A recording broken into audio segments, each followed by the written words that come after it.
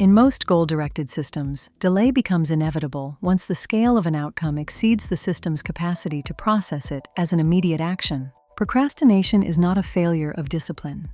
It is a predictable response to structural overload. The behavior commonly labeled as procrastination does not originate from laziness or lack of desire. It emerges from the way human systems respond to perceived magnitude. When an objective appears too large to resolve in the present moment, engagement collapses. Avoidance follows automatically. This outcome occurs even among highly motivated individuals. Desire does not prevent delay when structural thresholds are crossed. Intention does not override system limits. The system responds to scale, not aspiration. Goal-directed behavior depends on the relationship between perceived demand and perceived capacity. When these variables remain aligned, action proceeds. When demand exceeds capacity, initiation stalls. The system does not attempt partial engagement. It disengages entirely. This disengagement is not conscious. It does not involve deliberation or choice. It is a stabilizing response. Faced with an input that cannot be processed immediately, the system defers engagement. To reduce cognitive strain. Procrastination, therefore, represents a form of system regulation. It is not resistance to work. It is an attempt to preserve equilibrium. When confronted with overwhelming input, effort fails within this structure because effort is applied downstream. The individual attempts to force engagement after the system has already rejected the task as non-viable. Increased pressure intensifies strain. Without restoring alignment, the response remains avoidance. This explains why repeated attempts to push through delay produce fatigue, rather than progress. The system continues to signal overload. Persistence amplifies internal conflict, without changing the structural imbalance that caused disengagement. The illusion of personal failure arises because the experience of delay is internal. The individual feels unwilling or incapable. The structural cause remains external and invisible. From inside the system, avoidance feels intentional. From outside, it is predictable. Large objectives amplify this effect. As perceived scope increases, the system's estimation of required energy increases proportionally. Once the estimate exceeds available capacity, initiation becomes structurally impossible. This is why delay intensifies as goals become more ambitious. The ambition itself is not the cause. The mismatch between scope and immediacy is. The system is optimized for present action, not distant outcomes. It responds to what can be processed now. Long-term value has no direct influence on immediate engagement. Importance does not translate into action unless it aligns with present capacity. This misalignment explains why meaningful goals are delayed more frequently than trivial ones. Trivial tasks fall below the activation threshold. Significant objectives exceed it. The system avoids what it cannot resolve immediately. Time does not correct this imbalance. Proximity to deadlines increases pressure, not capacity. Pressure increases strain, which further impairs initiation. The result is compression, not progress. This pattern persists across contexts. Creative work, physical training, administrative tasks, strategic planning, all exhibit the same failure mode.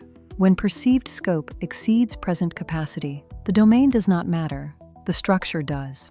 Procrastination is therefore not a trait, it is a condition-dependent outcome. The same individual exhibits different behavior in different configurations, without any change in motivation or character. This variability often confuses people. They interpret inconsistent action as inconsistency of will. In reality, it reflects structural alignment between demand and capacity.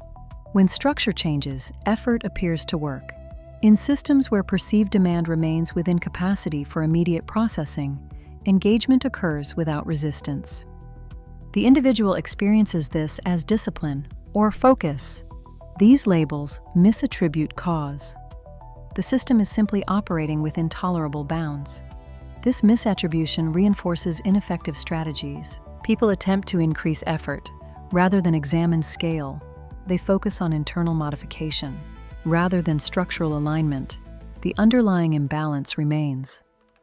The persistence of procrastination reveals the stability of the generating structure. As long as perceived scope remains overwhelming, avoidance remains the only stable response. The system does not adapt to pressure, it defends against it. Awareness does not alter this outcome. Understanding the pattern does not restore engagement. Insight does not reduce perceived demand. The system responds to magnitude, not comprehension. This explains why repeated reflection often accompanies prolonged delay. Thought replaces action. When action is structurally unavailable, the system remains active, while avoiding engagement with the overwhelming input. Procrastination, therefore, often increases with intelligence and conscientiousness, rather than decreasing. These traits amplify scope perception. Greater foresight increases perceived demand. Increased responsibility increases complexity. The system disengages more frequently as a result. This outcome is often misinterpreted as self-sabotage. The system is not undermining goals. It is enforcing limits. The same structural logic applies to organizations. Large initiatives stall when scope exceeds operational capacity.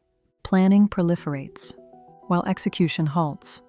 The organization does not lack ambition. It lacks alignment between scale and immediacy. Delay emerges wherever systems are asked to initiate actions that cannot be processed in the present. The response is universal, because the constraint is universal. This is why productivity systems frequently fail. They attempt to override capacity with structure, rather than align structure with capacity. When alignment is absent, compliance decays. Effort applied against structural limits produces temporary compliance. At best, sustained engagement requires structural compatibility. Without it, delay returns.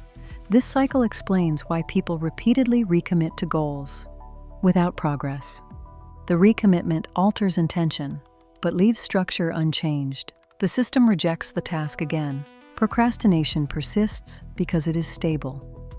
Stability is not preference, it is equilibrium.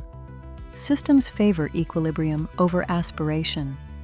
When forced to choose, regulation overrides ambition. This is not pessimism, it is design.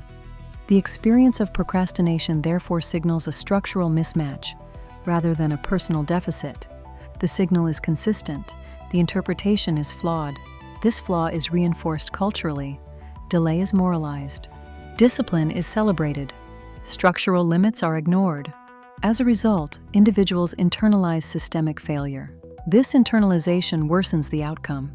Shame increases pressure. Pressure increases strain. Strain reinforces avoidance. The system locks. No amount of internal opposition can unlock a system that remains structurally misaligned. Resistance increases cost, without increasing capacity. The only variable that governs engagement in these systems is the relationship between perceived demand and immediate capacity. When this relationship remains misaligned, delay is inevitable. The structural impossibility lies in expecting sustained action from a system that cannot process the demanded outcome in the present moment.